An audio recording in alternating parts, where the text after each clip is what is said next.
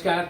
आज विधानसभा आकलन के क्रम में हम आपको लेके आए हैं राजधानी से सटे हुए रायसेन जिला के भोजपुर विधानसभा में। विदित हो, भाजपा का यह गढ़ रहा है, यह कर्म क्षेत्र रहा है सुंदरलाल पटवा का।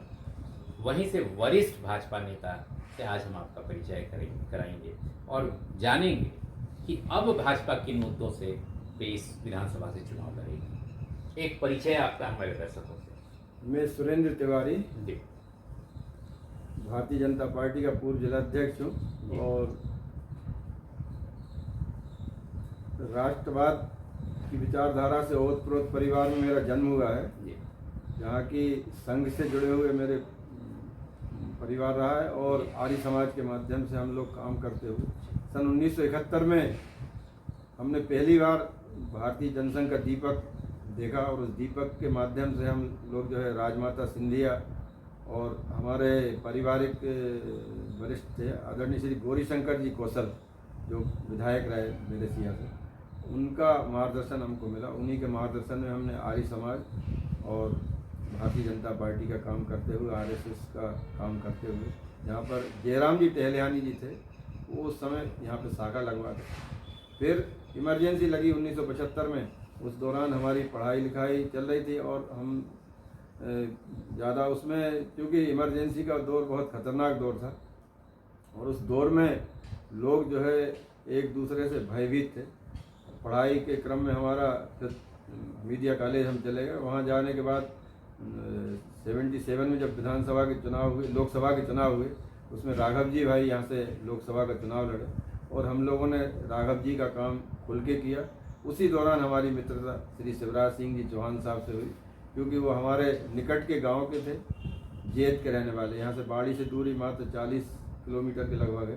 और उनको शालिग्राम जी श्रीवास्तव, जो उस समय बुधनी के विधायक थे, वो जेल से छूटने के बाद वो लेकर आए थे और नारा लगाते थे राघव जी शालिग्राम जी कि जेल के फाटक टूटेंगे, अपने भाई छूटेंगे। उस समय आधे लोग जेल में थे, आधे लोग जेल से बाहर आ चुके थे। लेकिन धीरे धीरे जब लोकसभा का परिणाम आया तो सारी परिस्थितियाँ बदल गईं और हम लोगों का जो भय था वो भी खत्म हुआ। और 77 में विधानसभा के फिर चुनाव हुए। विधानसभा में यहाँ से परबचंद जैन विधायक बने और परबचंद जी जैन समाजवादी पार्टी कोटे से आते थे, तो मेरा समाजवादी के भी काफ़ी लोगों से बहुत निकटता रही। लेकिन आखिर में यहाँ से फिर 80 में शालिग्राम जी चुनाव लड़े, हम लोगों ने भी कुछ चुनाव लड़े, उनमें कुछ अच्छे परिणाम भी आए, कुछ पार्टी की गतिविधियाँ आगे बढ़ी और हमने यहाँ पे बहुत बड़ा आंदोलन किया था ट्राइबल का। जो यहाँ पे एक बच्चे की मौत हो गई थी एक ठंड में ठुठर के, तो हम लोगों ने उसमें बहुत बड़ा आंदोलन किया और 20 दिन तक हमारा क्रमिक अनशन चला और 10 दिन तक शालिग्राम जी श्रीवास्तव आमरण अनशन पे बैठे और हमारे पार्टी के वरिष्ठ नेता लोग यहाँ सब आए, उनमें सुंदरलाल जी पटवा साहब, सारंग जी और सीताराम जी राय हमारे बरेली विधानसभा में आता था, साईं खड़ा करके, मोहन लाल जी पुरोहित बरेली के, हाँ काफ़ी वरिष्ठ लोग, सब नेता लोग यहाँ आए। और उसी दौरान शिवराज सिंह जी का यहाँ लंबे समय रुकना हुआ और शिवराज सिंह जी चौहान और हम लोग सब साथ में रहते थे और साइकिल पर हमारा माइक सेट होता था और जिसको हमारे साथी हैं ठाकुर जनरल सिंह, वो साइकिल पकड़ते थे, हम पीछे बैटरी पकड़ते थे और शिवराज जी भाषण देते थे। केसर चंद की जो मृत्यु हुई थी, उस आंदोलन को हमने बहुत ज़बरदस्त तरीके से उठाया और वो हमारा बहुत बड़ा आंदोलन था। पूरे प्रदेश में उसकी एक लहर चल गई थी। आदिवासियों को हमारी पार्टी ने साधने का बड़ा प्रयास किया था और माननीय सुंदरलाल जी पटवा भी यहाँ आए थे। जानकी काकोड़िया को हमने उस संघर्ष समिति का अध्यक्ष बनाया था, जो उस समय 11वीं में पढ़ता था यहाँ पे। अर्थात दो मुख्यमंत्री की बातें आप सुन रहे हैं, उनकी शुरुआती राजनीति की चर्चा हो रही है। अब तो भाजपा यहाँ है ही, अब किन मुद्दों पे आप लोग क्षेत्र में जाएंगे इस बार 2023 में चुनाव में? हमारे पास राष्ट्रवाद का मुद्दा है और राष्ट्रवाद के लिए माँ भारती की सेवा का जो संकल्प हम लोगों ने लिया है, चाहे विद्यार्थी परिषद के माध्यम से हो, चाहे राष्ट्रीय स्वयंसेवक संघ के माध्यम से हो, चाहे आर्य समाज के माध्यम से, क्योंकि अगर भारत को परम वैभव के शिखर पर पहुंचाना है, विश्व गुरु बनाना है, तो उसके लिए हमें मोदी जी के द्वारा जो नीतियां निर्धारित की जा रही हैं, क्योंकि एक नरेंद्र स्वामी विवेकानंद ने पूरी दुनिया में ये भाषण दिया था कि 100 लोग मुझे मिल जाए तो मैं पूरे इसको विश्व गुरु बना सकता हूँ भारत को। तो वही आज दूसरे नरेंद्र ने उस बीड़े को आगे उठाया है और उनके साथ भारतीय जनता पार्टी का हर कार्यकर्ता लगा हुआ है।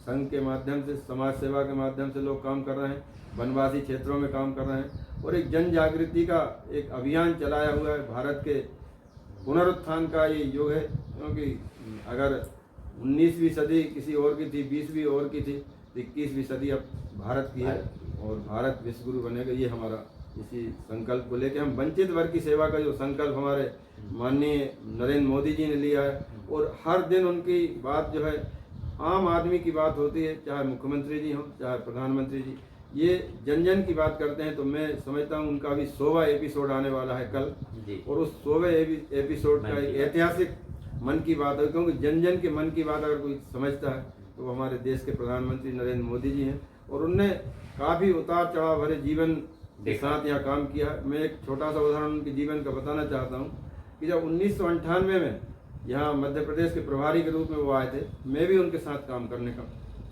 मौका मिला मुझे भी। तो उनने एक विजय वृत्ति का एक संकल्प दिलवाया था कि विजय वृत्ति वो लोग होंगे कि जो चुनाव तक अपने घर नहीं जाएंगे और यहाँ रह के काम करेंगे। लेकिन कुछ दुर्भाग्य ऐसा रहा, कुछ संयोग ऐसा रहा कि शायद मोदी जी की बात को पार्टी संगठन ने कोई गंभीरता से नहीं लिया और 1998 में भारतीय जनता पार्टी की सरकार बनने से रह गई। उसकी फिर पूर्ति 2003 में जी हो पाई हमारी।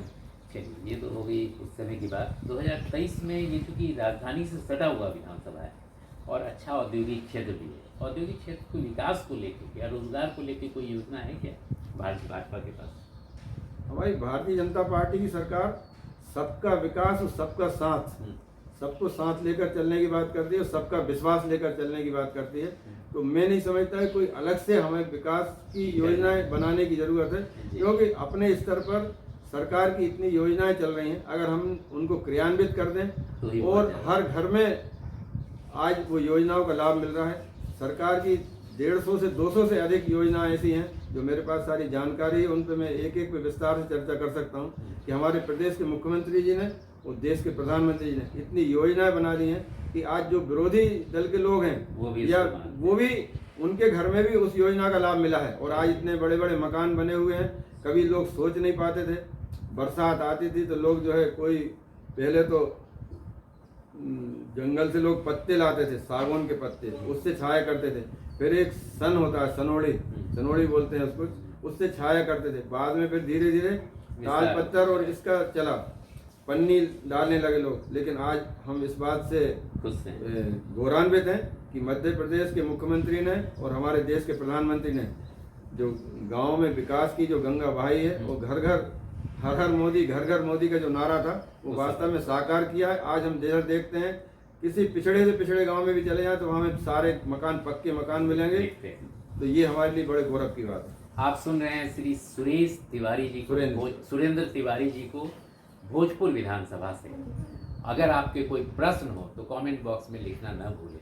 मतदाता इनके नाम की चर्चा इस बार प्रबल दावेदार के रूप में भी कर रही है। अगर भाजपा यहाँ से चेहरा बदलता है तो इनके नाम की चर्चा क्षेत्र में बहुत ज़्यादा है। जानना चाहेंगे कि अगर पार्टी निर्देशित करती है तो जो गुटबाजी होगी भाजपा में उससे कैसे निपटेंगे?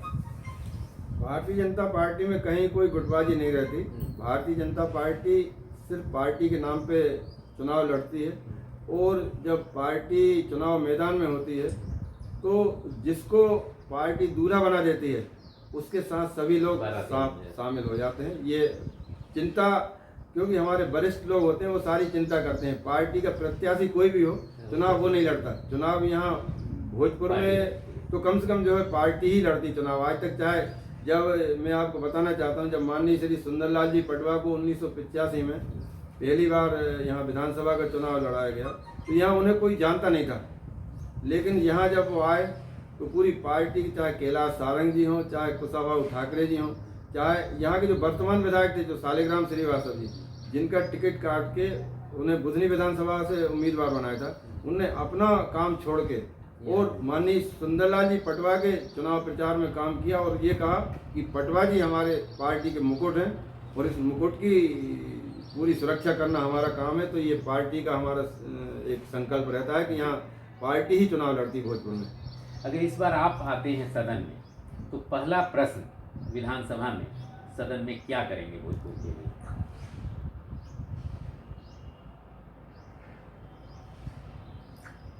भोजपुर की किस समस्याओं को उठाना चाहेंगे? ऐसा प्रतीत होता है कि यहाँ कोई समस्या नहीं, विकास की धारा बढ़ रही है। बहुत ज़्यादा लंबे समय से इनकी राजनीति, आपने सुना 2-2, 3-3 मुख्यमंत्रियों के साथ इनका कार्य। अंत में 2023 के चुनाव के लिए मतदाताओं से क्या अपील करना चाहेंगे?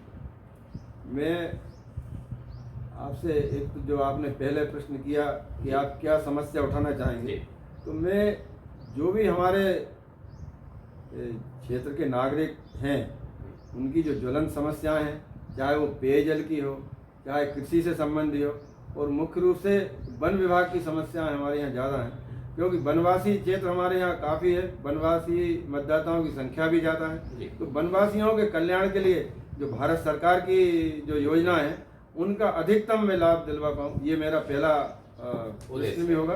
और दूसरा आपने जो है अपील मतदाताओं से करेंगे, मैं मतदाताओं से यही अपील करना चाहूँगा कि अगर राष्ट्रवाद की इस विचारधारा को आगे ले जाना है, जो कि आगे बढ़ रही है प्रतिदिन, और तो उसके लिए हमें यहाँ पे मध्य प्रदेश में भाजपा को और केंद्र में भी भाजपा को 2023 और 2024 में लाना है। और अभी आप देख ही रहे हैं कि हमारा राष्ट्रवाद का जो संकल्प है वो पूरा होने जा रहा है। अयोध्या में भगवान श्री राम का मंदिर का भव्य निर्माण हो रहा है, जिसका कुछ ही समय पश्चात 2024 में सबके दर्शन के लिए हमें उपलब्ध होगा।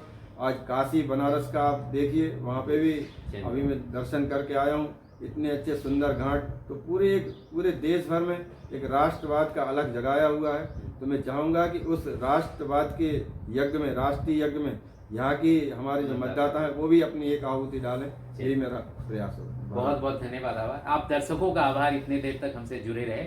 अगर प्रश्न हो तो निश्चित पूछिए। आदर्श निर्मल सत्याकलन के लिए भोजपुर विधानसभा। धन्यवाद। आभार।